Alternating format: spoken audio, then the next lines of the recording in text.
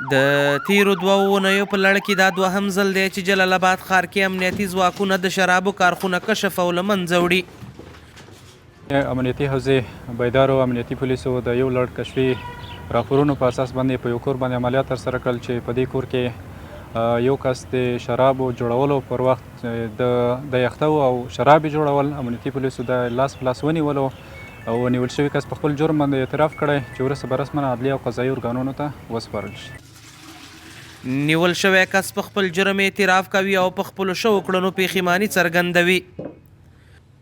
شراب جوړولو حالت کې ومه او زه امنیتي مجاهدینو چاپه واچول او وینولم.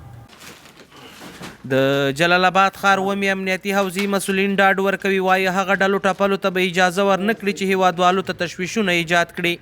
مونږ هیڅ چاته اجازه نه ورکوو چې څوک داسې جرمونه ترسره کړه چې هغه زموږ آینده نسل خرابوي، چې هغه شراب دی یا ټابلیټ کا دی، هیڅ چاته اجازه نه ورکوو. همدارنګې مونږ یو 2 هفتې مخکې په ومې حوزې مربوطه ساحه کې باغرامۍ کې هم دغسې د شرابو کارخانه ونیوله او کسان مخکې تر نیولي او دې سره لاس په لاس کس ونیوه او انشاءالله تعالی د قانون منګولو ته بسپارو. هیڅ چاته اجازه نشو ورکولی چې داسې کارونه ترسره کړه.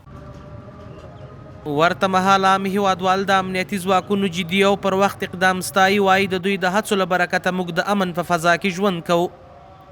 تاسو یې عملاً وینئ چې زموږ د امارت اسلامي زړورو مجاهدینو نن دغلته د شرابو یو فابریکه نیولې ده. موږ د دغې دغه کړنې ستایو واقعاً چې زموږ دغه نظام یو شرعي نظام ده او هیڅ وخت کې دغسې اشخاصو ته اجازه نه ورکوي تر څو پورې زموږ دغه د نظام ګډوډ کړي، زموږ د ولسونو په منځ کې متفرقې واچوي او دغسې د شهید توکو خرڅلاوې وکړي. همداراز د ننګرهار امنیه قومندانۍ مسؤلین ډاډ ورکوي، وایي شپه ورځې امنیتي ځواکونه د ولس په خدمت کې دي. وایي هیڅ چاته به اجازه ورنکړي چې د ولس پر وړاندې خنډونه رامنځته کړي.